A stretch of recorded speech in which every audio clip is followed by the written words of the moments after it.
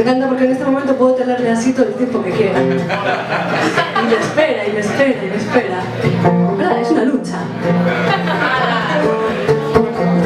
Muchas gracias, hasta pronto. Quiero dar las gracias a mi madre. Papá. Me levantaba de ganas de abrazarte justo cuando salías de puntillas de mi vida, sin darme tiempo para acostumbrarme.